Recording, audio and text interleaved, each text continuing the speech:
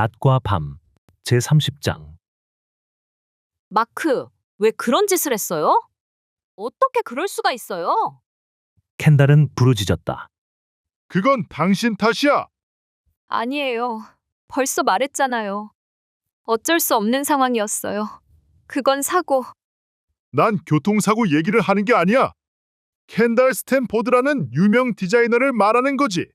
사업에 크게 성공하고 세계적인 명성을 얻었지만 남편과 같이 있을 시간이 없는 아내 말이야. 켄달은 얻어맞은 것 같은 충격을 받았다. 그렇지 않아요. 난 아무리. 켄달, 당신은 항상 자기밖에 몰랐어. 어딜 가도 당신만이 각광을 받았지. 나는 푸들처럼 당신 뒤를 졸졸 따라다니는 신세였어. 그건 말도 안 돼요. 왜 말이 안 돼? 당신은 언제나 패션쇼 때문에 세계 각국을 돌아다니고 가는 곳마다 신문, 방송에 떠들썩하게 보도되었잖아. 하지만 난 그동안 혼자 집에서 당신이 돌아오기만을 기다려야 했어. 모든 사람이 나를 켄달의 남편으로만 생각하는 게 얼마나 불쾌한 줄 알아? 난 아내다운 아내가 필요했어. 하지만 너무 미안해할 건 없어. 당신이 집을 비우고 돌아다닐 때 난 다른 여자들과 실컷 재미 봤으니까. 켄달의 굳은 얼굴은 창백해졌다. 난 여자다운 여자들과 즐긴 거야. 그들에게 나는 소중한 존재였어. 당신처럼 겉만 화려하고 속은 텅 빈 여자가 아니란 말이야. 그만해요. 켄달이 소리쳤다. 당신이 사고 낸 얘기를 들었을 때 난 당신과 헤어질 기회가 왔다고 생각했지. 그때 내 심정을 솔직하게 말해줄까? 난 당신이 그 편지를 받고 어쩔 줄 몰라 하는 게 즐거웠어.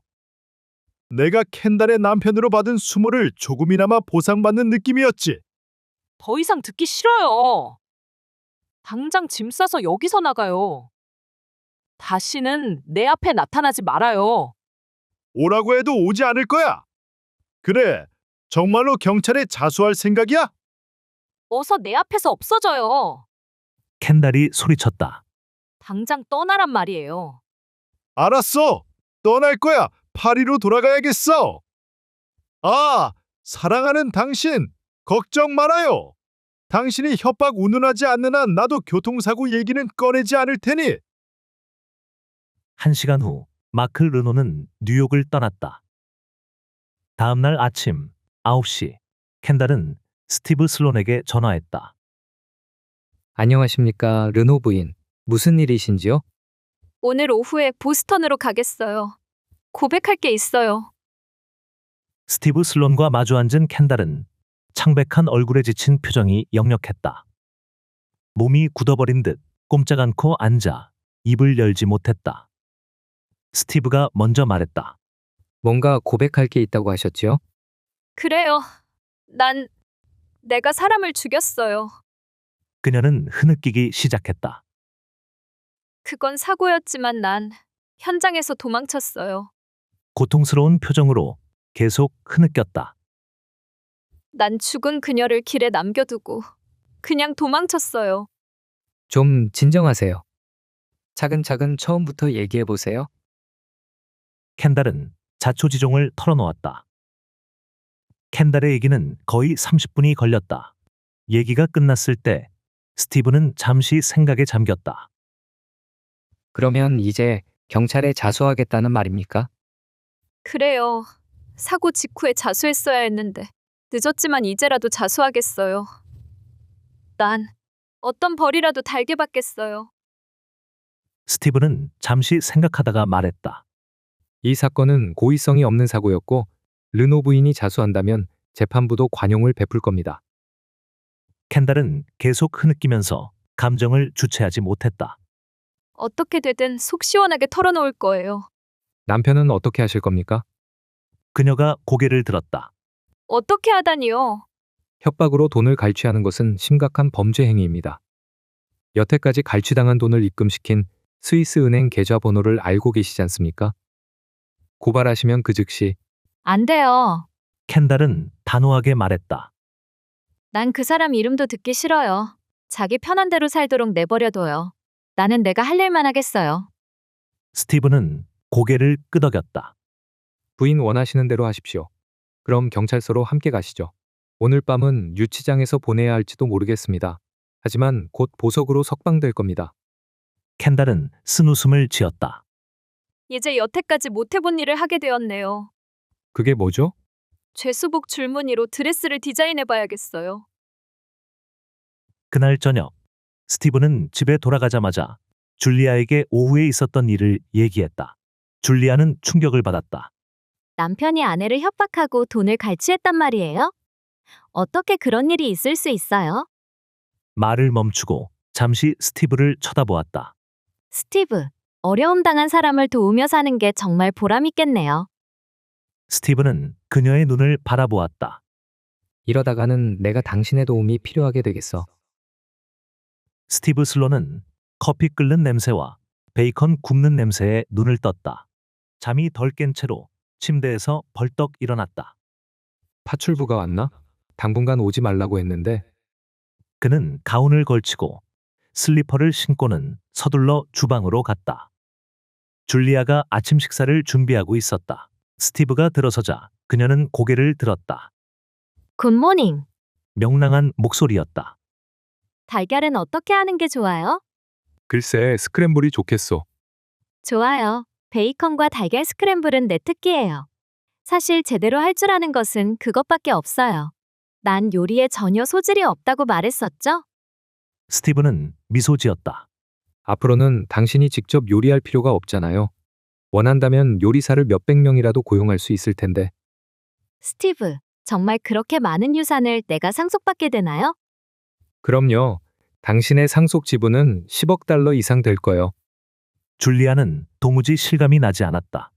10억 달러요? 아무래도 믿어지지 않아요. 그건 사실이요.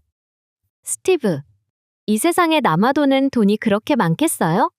그야 당신 아버지가 이 세상 돈의 상당 부분을 독차지하고 있었으니까 그럴 수밖에 없지요. 난 정말 뭐라고 해야 할지. 그럼 내가 말해도 되겠어요? 물론이지요. 지금 달걀이 타고 있어. 어머나, 이걸 어째? 그녀는 급히 가스불을 껐다. 이건 안 되겠어요. 다시 할게요. 그럴 필요 없어요. 베이컨은 그대로 먹을 만할 테니. 줄리아는 웃었다. 정말 미안해요. 스티브는 찬장으로 다가가 시리얼 한 통을 꺼냈다.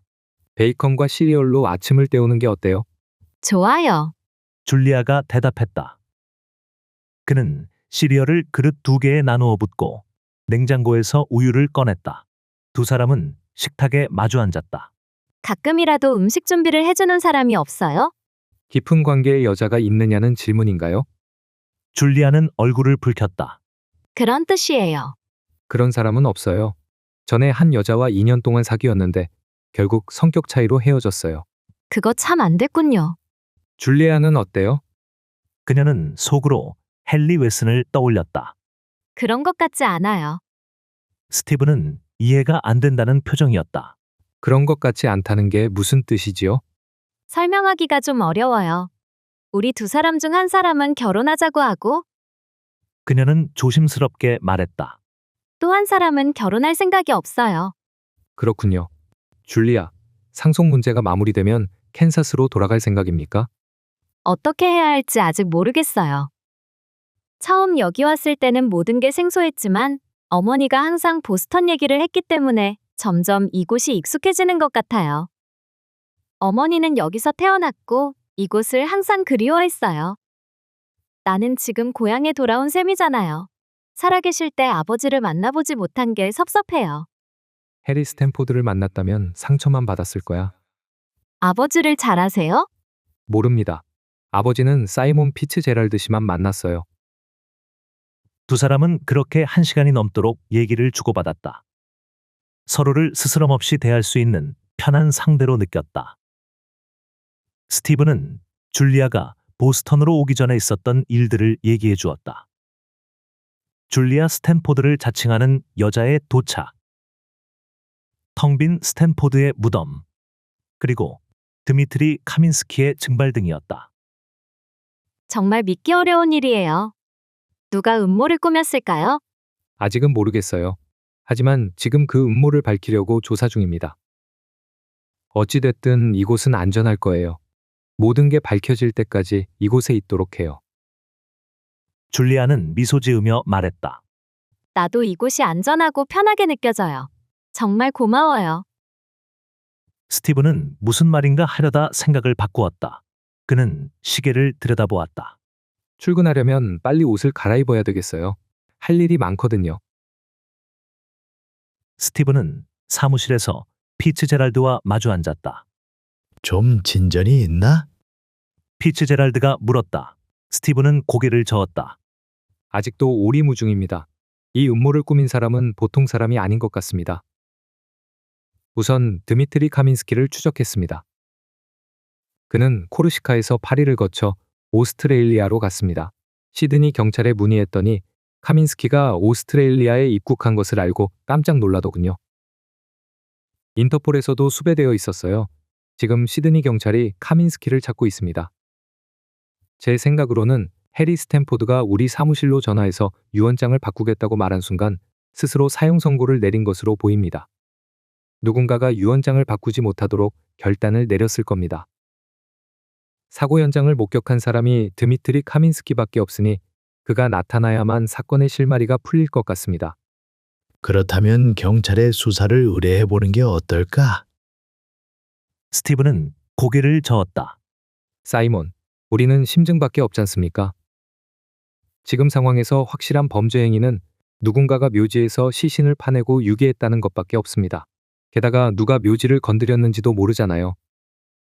그럼 스탠포드 유족들이 고용했다는 그 사립 탐정은 어떻게 된 거지? 그 사람이 가짜 줄리아의 지문을 확인했다고 했자는가? 프랭크 티몬스 말씀이죠. 벌써 3번이나 전화했는데 통화를 못하고 메모만 남겼어요. 오늘 저녁 6시까지 연락이 없으면 제가 직접 시카고로 가보겠습니다. 아무래도 그 사람은 음모에 깊이 개입된 것 같아요. 그럼 가짜 줄리아가 유산을 상속받으면 그 지분을 어떻게 하려고 했을까? 제 육감으로 이 음모를 꾸민 사람이 그녀가 상속 지분을 양도하는 형식으로 서류를 완벽하게 만들어 놓았을 것 같습니다. 명목상 제3의 신탁기금으로 편입한다든가 하는 편법을 썼을 겁니다. 전 유족 중 한 사람이 이 음모를 꾸민 거라고 확신합니다. 하지만 그들 중 켄달은 혐의가 없는 것으로 보입니다. 그는 피츠제랄드에게 뺑소니 사건에 관한 켄달의 고백을 얘기했다. 만약 그녀가 음모를 꾸몄다면 지금과 같은 시점에서 그런 고백을 할 리가 없습니다. 최소한 상속 절차가 마무리되고 재산을 분배받을 때까지는 기다렸을 겁니다. 그리고 그녀의 남편도 제외시킬 수 있습니다. 그는 좀스러운 협박이나 하는 인간이지. 이렇게 엄청난 음모를 계획하고 시행할 만한 위인이 못 됩니다. 그럼 나머지 유족 중에 누구란 말인가? 우선 스탠포드 판사를 떠올릴 수 있습니다. 하지만 시카고 지역 변호사협회의 친구에게 스탠포드 판사에 대해 물어보았더니 꽤 명망이 높은 사람이라고 했습니다. 그리고 최근 수석 판사로 임명되었다고 하더군요. 또 한 가지 중요한 것은 가짜 줄리아가 나타났을 때 그는 아무래도 가짜 같다고 했고 반드시 DNA 검사를 해야 된다고 주장하기도 했습니다. 이런 여러 상황을 볼 때 그는 이런 일을 꾸밀 사람 같지는 않습니다. 가능성은 우디에게 있습니다. 마약에 중독된 것이 확실하고 그렇다면 많은 돈이 필요했을 겁니다. 그의 아내 패기도 조사해 보았는데 이런 음모를 꾸밀 만한 사람은 아닙니다. 그러나 그녀의 오빠가 암흑가와 관련이 있다는 소문이 있어서 좀 더 생각해 볼 생각입니다. 스티브는 인터폰으로 비서를 불렀다. 보스턴 경찰에 마이클 케네디 경위를 대줘요. 몇 분 후 인터폰이 울렸다. 케네디 경위가 나왔습니다. 스티브는 수화기를 들었다. 경위님, 전화로 실례합니다. 저는 랭퀴스트, 피츠제랄드 법무법인의 스티브 슬론 변호사입니다. 지금 해리 스탠포드의 유산 상속 때문에 친척 한 사람을 찾고 있는데 좀 도와주시겠습니까? 슬론 씨, 제가 할 수 있는 것이라면 기꺼이 도와드리지요. 그러면 뉴욕시 경찰에 연락해서 우드로 스탠포드 부인의 오빠에 관한 기록이 있는지 좀 알아봐 주시겠습니까? 이름은 후프 말코비치입니다. 브롱스 지역 어딘가의 제과점에서 일한다고 합니다. 그야 간단하지요. 곧 알아보고 연락드리겠습니다. 고맙습니다. 점심 식사 후 사이먼 피츠제랄드는 다시 스티브의 사무실에 들렀다. 무슨 진전이 있나? 진전이 별로 없어서 답답합니다. 이 음모를 꾸민 사람은 치밀하게 계획을 세웠던 것 같습니다. 요즘 줄리아는 어떻게 지내나? 잘 지내고 있어요. 스티브의 말투가 평소와 달랐다. 사이몬 피츠제랄드는 스티브의 얼굴을 다시 한번 쳐다보았다. 줄리아는 정말 매력적인 여자야. 안 그래? 그렇고 말고요. 정말 매력적이에요. 1시간 후 오스트레일리아에서 전화가 걸려왔다. 슬론 씨, 맞습니까? 그렇습니다.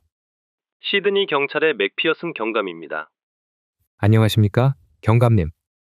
슬론 씨가 찾던 사람이 발견되었습니다. 스티브는 바짝 긴장했다. 정말 반가운 소식입니다. 즉시 혐의자인도 절차를 밟아 미국으로 소환. 아니, 서두를 필요 없습니다. 드미트리 카민스키는 사망했습니다. 스티브의 가슴이 철렁 내려앉았다. 뭐라고요? 조금 전에 그의 시신을 발견했습니다.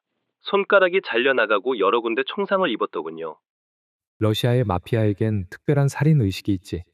우선 처단 대상의 손가락을 자르고 한동안 피를 흘리며 고통을 받게 한 다음 머리에 한 방 쏘아 죽이는 거야. 잘 알았습니다. 고맙습니다, 경감님. 또 막다른 골목이야. 스티브는 꼼짝 않고 앉아 생각에 잠겼다. 가장 중요하게 생각했던 증인이 없어진 것이다. 드미트리 카민스키의 증언에 건 기대가 너무 컸기 때문에 스티브는 허탈한 심정이었다. 인터폰으로 비서의 목소리가 들려왔다. 티몬스 씨 전화입니다. 스티브는 시계를 들여다보았다. 5시 55분이었다. 그는 수화기를 들었다. 티몬스 씨입니까? 그렇습니다. 진작 전화드리지 못해서 미안합니다. 지난 며칠 동안 출장 갔었기 때문에 그렇게 됐습니다. 무슨 일로 전화하셨지요? 우선 어떻게 지문을 날조했는지부터 말해주는 게 어때? 스티브는 조심스럽게 말했다. 줄리아 스탠포드에 관해서 물어보려고 전화했었습니다. 최근에 보스턴에 오셨을 때 그녀의 지문을 대조. 슬론 씨, 잠깐만요. 네? 최근에는 보스턴에 간 적이 없는데요. 스티브는 숨을 깊이 들이마셨다. 티몬스 씨, 이곳 홀리데이인 호텔의 숙박부에 당신이 누군가가 내 이름으로 등록했던 겁니다. 스티브는 어이가 없었다. 마지막 단서도 그 꼬리를 감춰버린 것이다. 더 이상 추적해볼 단서가 없었다. 그럼 누가 당신 이름을 도용해서 숙박했는지 짐작이 안 갑니까? 글쎄요. 저도 뭔가 이상하다고 느끼고 있었습니다. 얼마 전에 어떤 여자가 나를 보스턴에서 만났다고 하면서 자신이 줄리아 스탠포드라는 것을 내가 입증해 줄 거라고 주장한다기에 찾아가 보니 본 적도 없는 여자였습니다. 신랄 같은 희망이 보였다. 그 여자가 누굽니까? 이름이 포즈너입니다. 마고 포즈너요. 스티브는 펜을 들었다. 그녀는 지금 어디 있습니까? 시카고의 리드 정신요양원에 있습니다. 대단히 고맙습니다. 정말 뭐라고 감사해야 할지 모르겠습니다. 천만에요. 무슨 진전이 있으면 연락 주십시오. 저도 어떻게 된 일인지 알고 싶습니다. 누군가가 제 이름을 도용하고 다니는 게 마음에 걸립니다. 알겠습니다. 스티브는 수화기를 내려놓았다. 마고 포즈너라고? 그날 저녁, 스티브가 집에 돌아가자 줄리아가 기다리고 있었다. 저녁 준비를 해놨어요. 정확하게 말하면 준비한 건 아니에요. 중국 음식 좋아하세요? 그는 미소 지었다. 아주 좋아해요. 그럼 됐어요. 요리를 8가지나 시켰어요. 식탁은 생화와 촛불로 꾸며져 있었다. 조사에 진전이 좀 있었어요? 스티브는 조심스럽게 대답했다. 단서를 한 가지 잡은 것 같아요. 이 음모에 개입된 여자가 누군지 알아냈어요. 내일 아침 시카고에 가서 그녀와 직접 얘기해 볼 생각이에요. 잘하면 내일 저녁이면 모든 게 밝혀질 수 있을 거예요. 정말 반가운 소식이네요. 이 사건이 하루속히 마무리되었으면 좋겠어요. 나도 그래요. 정말 그럴까? 일이 다 끝나고 나면 줄리아는 스탠포드 가족이 되잖아. 그때는 내가 접근하기도 어려울 텐데. 저녁 식사는 2시간도 더 걸렸지만 두 사람은 무슨 음식을 먹고 있는지도 깨닫지 못했다. 그들은 오랫동안 사귀어온 사람들처럼 화제가 그치지 않았고 시간 가는 줄도 몰랐다. 두 사람은 옛날 얘기와 지금 벌어진 사건에 대하여 화제의 꽃을 피웠지만 장래에 관한 얘기는 무언중에 피해갔다. 이 사건이 끝나면 모든 게 달라질 거야. 스티브는 마음이 무거워졌다. 시간이 늦어지자 스티브가 아쉬운 듯 말했다. 자, 그럼 침실로 갑시다. 줄리아의 눈썹이 치켜 올라가고 눈길이 마주친 두 사람은 웃음을 터뜨렸다. 내 말 뜻은? 말 안 해도 알아요. 스티브, 잘 자요. 잘 자요, 줄리아.